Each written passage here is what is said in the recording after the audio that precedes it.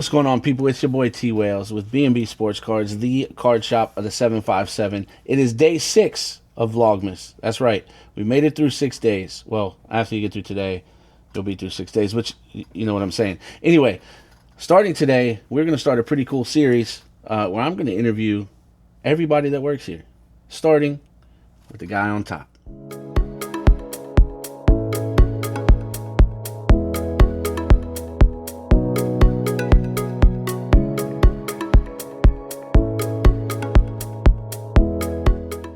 All right, y'all. Today we are doing something special for VLOGMAS.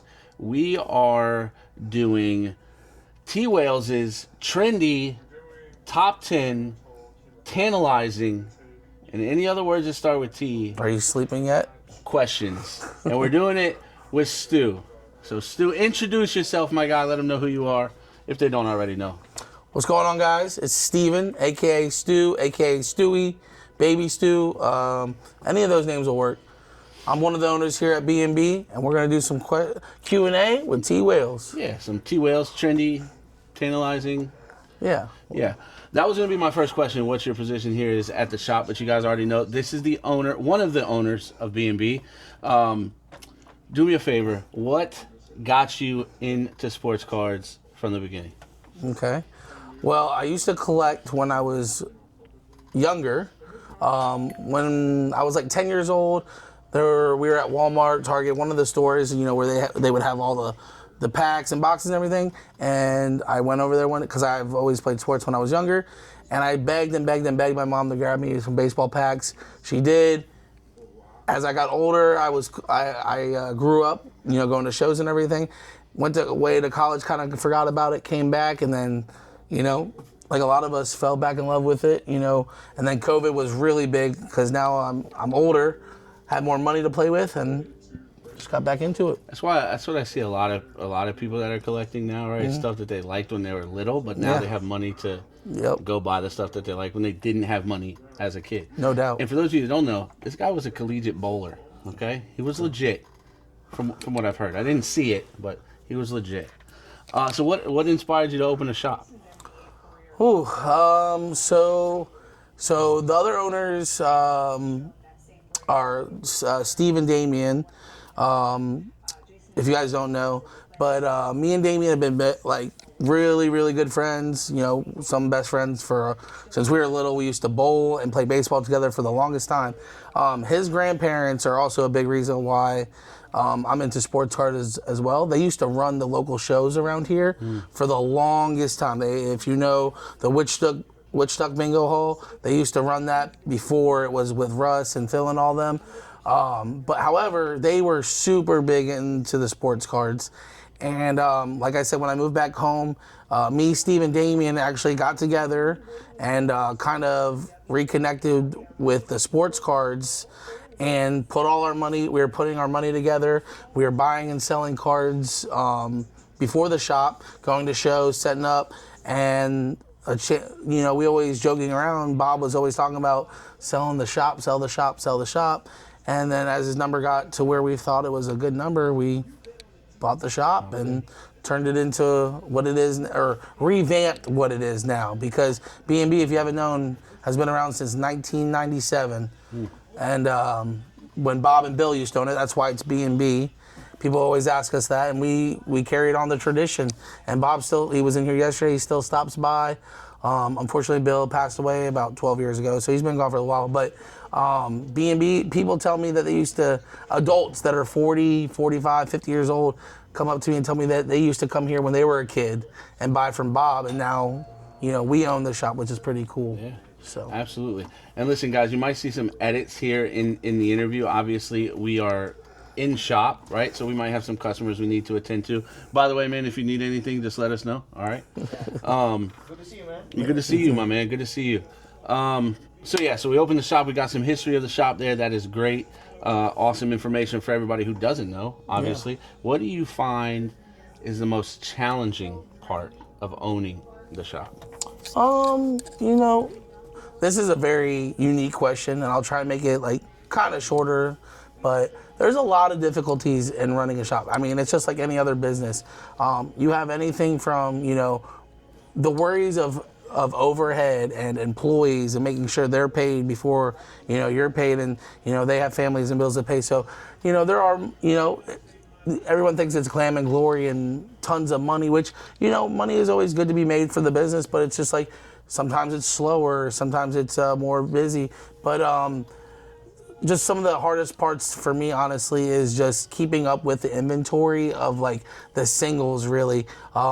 Especially with sports, we just noticed, you might buy a card for $100, and you know how players get hot and cold, get hurt and don't get hurt, or they're in the news for something and their card goes from $100 to $200 overnight. You got to make sure you change that price, or someone will come in and buy it, or it goes the other way, which we see a lot of, like it goes down 20-30% in a week, and it's hard to work on those margins. There's not a lot of margins in these cards, usually as is, as you guys know. But we try and, me and Tim try our best to just keep up with the market and with the cards that we have in stock. And I would say, honestly, keeping up with the how much inventory, because we do have a large inventory in the shop. Yeah, I mean, that's good. Absolutely. If you guys have ever been in here, not only obviously the wax and the steel product that we have on the wall is, a massive selection. Shout out to Chief for keeping all that stuff in order. But, for sure. But yeah, the singles, keeping track and making sure that pricing is definitely the hardest. And pricing and the breakers. Absolutely, yeah. The breakers are just a pain in the ass. Period. So if y'all are watching, I'm talking. And we'll have interviews. We'll have interviews with them later as well. You guys will meet all the breakers one-on-one, just like this. So and check us out on Whatnot. Yep, the link, guys, in the description. You guys already know that. The LINKTREE link is below, so make sure you click that. So kind of veering off from the shop here, just on a little personal level. Anybody that's new to the game, new to sports cards, what kind of advice would you give them starting, whether it be a collection or their own business, or like what's the best advice that you would give somebody who's trying to get into the hobby? For sure. I've always said buy what you like and not what others like. Or on the hype, because you see a lot of people like buying on the hype. Like for instance, right now Drake May, he's super hot and popular. For us, I'm selling Drake May. I'm pushing him to get rid of his cards.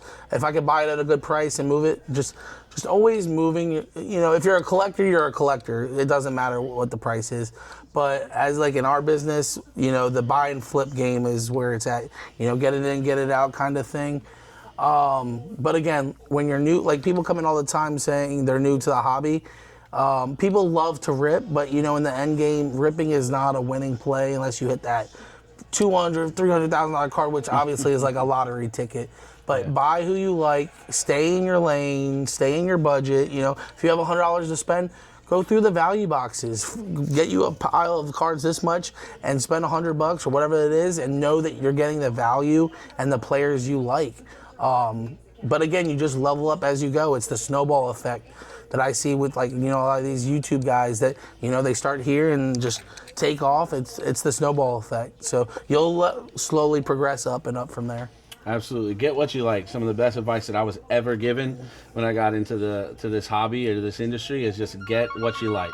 And also one other thing I would like to add to that is networking is one of the biggest things you could do for a business owner, for an individual, for like anybody in general. Mentoring and networking is the biggest things. Find someone that you can trust and that are passionate about listening to what they say, and networking. Make sure you get as many phone numbers, contacts, Instagrams, YouTubes that you can. You never know when, I might need Tim, I might need Tom, I might need Steve. You never know when that person is going to come into your life and help you out with something, whether it's sports car related, business related, life related, anything, health related. It could be anything. Networking is the absolute number one thing you can do in your life. Absolutely. Relationships, man. Just build relationships. Yep. That's it. Because without those relationships, really, you got nothing. For sure. I'm being honest. So we're on question 5, guys. We are halfway through TeeWhales' tantalizing questions. Top 10 questions. All right. Yeah, so you talked a little bit about the buying, the selling, the trading. What's the easiest way for people to sell their cards to you, or what's your most preferred way? I know there's, obviously, messaging you, things like that. What's your most preferred way to buy, sell, trade, all that good stuff? This is real simple. Like I just told the guy on the phone, bring your cards into the shop for us. I mean, you can tell us you have a Michael Jordan rookie card and this and that. It's been sitting in your dad's box for 25 years and it's in mint condition. It's a PSA 10. Until we see that card and hold the card and see the card, I don't like buying it. I don't like giving prices over the phone or through messaging. It's all, I gotta see it. And then Instagram, we use a lot of Instagram and Facebook as well. Make sure you check us out on that in the LINKTREE. Really with sports cards nowadays, especially if it's anything vintage, it needs to be brought into the shop. I think you're the same way. People say they got it downtown. Nowadays, we know how card conditions are and everything, and how prices are always changing. Just bring it on into the shop. We'll help you out. Absolutely, 100%. Again, for us, one of the most important things in the shop is building relationships. Yeah. And we can't build relationships with our customers or the community. That's true, unless too. you guys come in. So, and you brought up Instagram, obviously, right? We have, Facebook, whatnot. Now, Fanatics Live, all this stuff is becoming huge in the games. How has social media kind of influenced the business from when maybe you even first got in it when you were young, or when you first bought the shop to now? Yeah, it's tenfold. Like I said, I used to collect, when I was in my younger teens and stuff. And I mean, me personally, I didn't really use Instagram or Facebook, even though it might have just been starting then. I mean, I'm 29 now, so even 13 or 15 years ago, Instagram and Facebook wasn't like the biggest thing. You had to use a Beckett book to look up pricing. You had, the little sticker that said book price. You don't see that anymore. It's you go online and everything's accessible online now. So I will tell you that it's definitely made the market where everything is transparent. It's right there. So you can't, which is great. Somebody used to be able to ask anything they wanted for a card and people just wouldn't know. Now it's right there. Mm-hmm. And I think it's also helped grow and keep this market stable, where it's bringing so many people into, because now you go on YouTube and you can watch all these guys, for instance, a couple big YouTube guys, Roth and Card Collector 2 and King of Cards are a couple that I like to follow. Santiago Sports is a great one. Those guys, I enjoy watching them. Just the content is good. You get to they keep you updated on what they're buying, selling, trading. Some of them have shops as well, so it's kind of cool. I get to see how they do it. But the social media aspect, and Card Collector 2, Ryan, which he might never see this, and that's okay. But he has said, and it's great what he said, because he owns a shop, very big and successful shop, but he says they are a social media, a YouTube company, or a YouTube social media company that does cards now.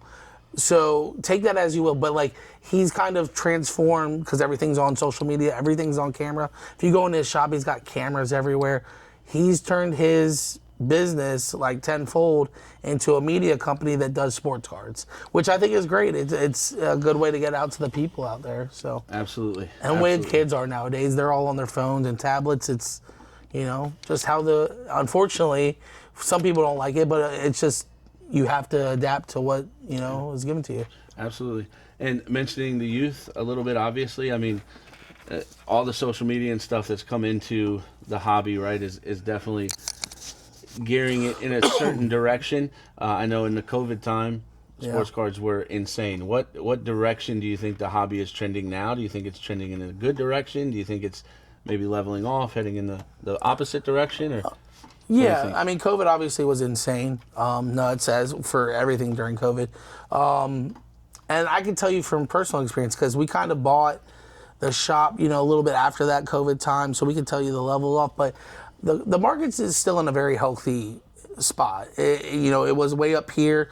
This is how I like to tell people: COVID here, before COVID. Now it's somewhere in the the higher range, mid to higher range still. So the market is extremely healthy, again, with social media being there.